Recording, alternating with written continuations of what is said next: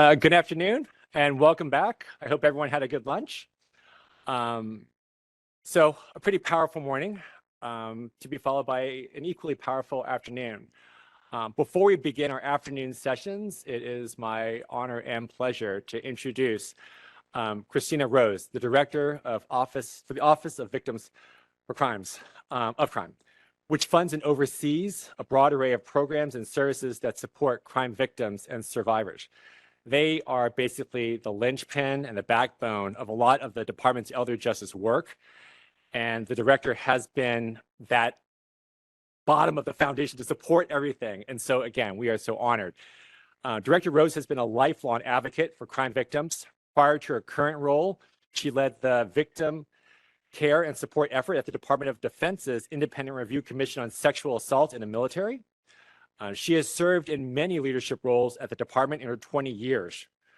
These include serving as the Deputy Director of the Office for Victims of Crime, as well as the Acting Director of the National Institute of Justice. You may not know this, but oddly enough, the department's National Institute of Justice is one of the earliest and most consistent funders of fundamental elder justice research. So it's not some not-for-profit. It's at DOJ that has led to some of the most fundamental basic research on what we know about elder abuse, neglect, financial exploitation, and fraud. So we are grateful for the director's leadership in that capacity as well. In 2016, she was detailed to the office of then Vice President Biden as a senior policy advisor on violence against women. In 2013, she spent 8 months as a victim advocate in the U.S. Attorney's Office in Washington, D.C. In the nonprofit sector, Director Rose was the Director of Strategic Partnerships for Healing, Justice, and the Executive Director for End Violence Against Women International. I can go on for hours, but really, in terms of her commitment to victims of crime, there is no better advocate than Director Rose, and so we are honored that she is able to spend a few minutes with us this morning. Director Rose.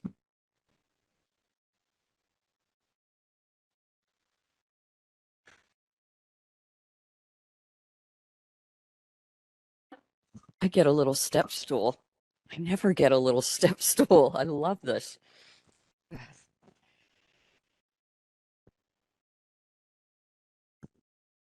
Thank you. Thank you for having me today. I feel like I'm crashing your party right in the middle of it, but I am very appreciative of the time that you're going to give me. I'm just going to take a little bit of time. Really, the only reason I'm here, that I wanted to be here, is to just express my thanks for the work that you all do every day to care for our most vulnerable citizens, or some of our most vulnerable citizens, I should say. It feels important for me to be able to say that to you personally, in person, not on Zoom, although I think I might be on Zoom or WebEx or something, but it's important to say thank you. We know that every year that millions of older adults experience some form of elder abuse or fraud, and these crimes would be traumatic for just about anybody, but they can be especially so, as all of you know very well, for older folks. And for this and for many other reasons, it is a privilege for us at OVC to be able to support your efforts to keep older victims safe, but also for your efforts to respond when they're not safe. My office, OVC, is responsible for administering the Crime Victims Fund, which is a fund made up of fines and penalties from federal criminal cases, not taxpayer funds. And this money allows us to provide financial support to federal, state, and local crime victim services across the country. And at any given time, my office manages about $9 billion in funding, and we oversee thousands and thousands of active grants. In fact, we refer to this funding as VOCA funding, so that may ring a bell with some of you. But the VOCA funding from the Crime Victims Fund has allowed us to serve nearly 700,000 older victims of crime in the years FY21 and FY22. So we are grateful to have been able to support that. We know that responding to crimes against older people, it requires a different, a more nuanced approach from law enforcement, from prosecutors, from victim service providers, from sexual assault nurse examiners. We know that they are particularly vulnerable to crimes like fraud and financial abuse. And OVC has long recognized that elder abuse is a unique specialty area. And over the years, we have tried very hard to create grant programs and technical assistance and training and other tools so that we can help you to do your jobs better. And I want to use just this few minutes to tell you a little bit about some of those. So one of the services that we are most proud of is the department's National Elder Fraud Hotline. And OVC manages that hotline. It's become a critical resource for older adults to turn to when they suspect that they may be a victim of financial fraud. When the hotline was being developed, it was vital for us to make sure that that hotline would be staffed with well-trained caseworkers who could provide personalized support to assist callers that were reporting suspected fraud, but also to be able to connect them with the services that they need to help them cope with what has happened to them. Since its launch in 2020, the hotline has received over 110,000 calls, and over 50,000 of those calls were actually connected to a crime victim advocate. There were over 3,400 calls in December alone that represented 48 states, DC, Canada, Mexico, Colombia, Spain, Guam, Jamaica, Tajikistan, and the US Virgin Islands. This demonstrates these numbers and just the vast swath of people that are contacting the hotline really demonstrates what a need there is for this service. But I suspect that it's just the tip of the iceberg. We really don't have a handle on how huge this problem really is. OVC also provides training and technical assistance through our Training and Technical Assistance Center, which we fondly still refer to as OVC TTAC. And TTAC offers a series of free online training modules that cover a host of issues related to identifying and responding to elder abuse. And one of those is OVC's online elder abuse training for legal service providers. And this offers a variety of information, tools, resources to identify and respond to crimes against the elderly, including domestic violence, sexual assault, financial fraud, and exploitation.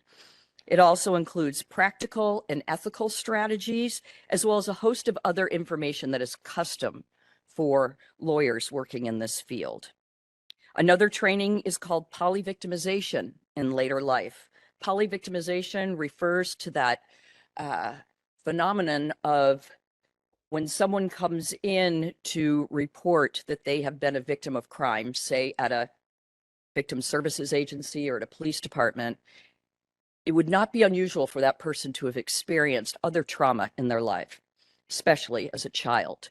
So they've been victimized many times before that first time that they come to report.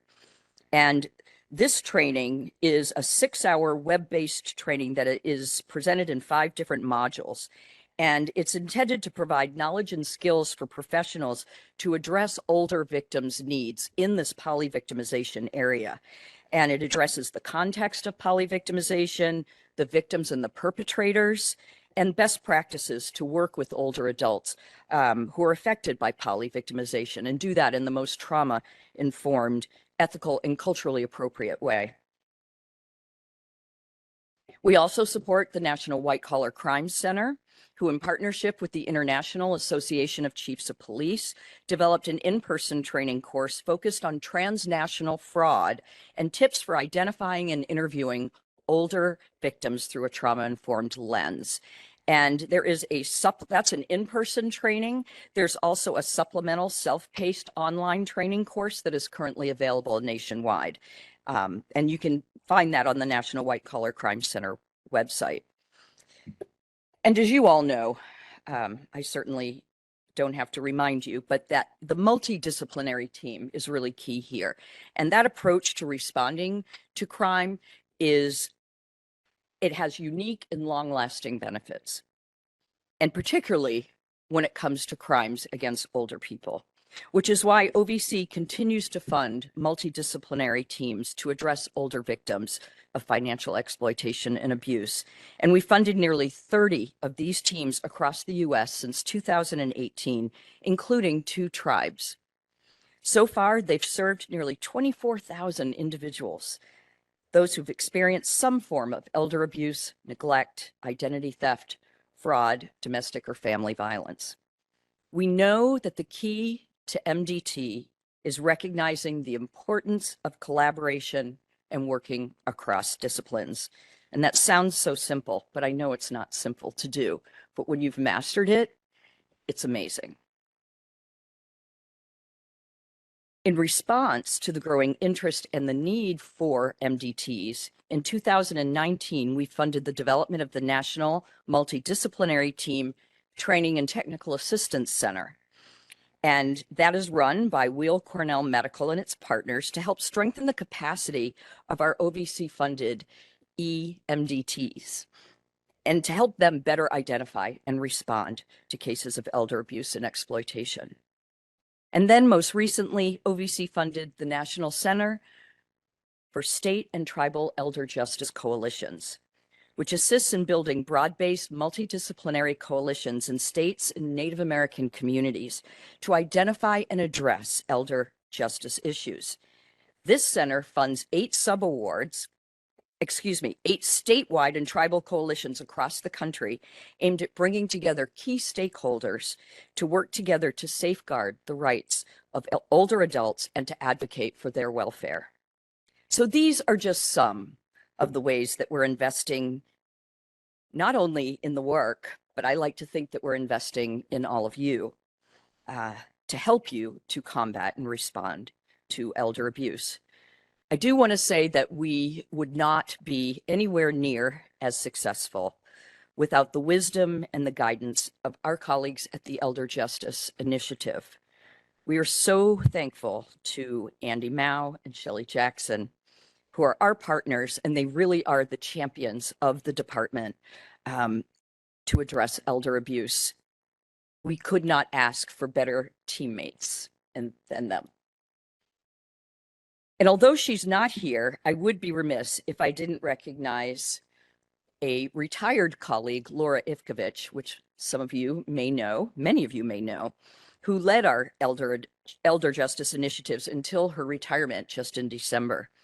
And she left that portfolio in the very capable hands of Stacy Phillips from our office here. And I'm sure Stacy would agree that, and also Andy and Shelley, that we miss Laura every day, and we miss that passion and the humanity that she brought to the work. But I want to thank Stacy for taking this on and continuing to shepherd this work. I know she'll be a wonderful support for all of you. And thank you for allowing me to be part of your action-packed agenda these next couple of days. I cannot overstate the respect and the admiration that I have for the work that you do. Regardless of whether you chose to do this work or if it chose you, we are so glad that you exist, and we're glad that you're here. So thank you. Have a great rest of the summit.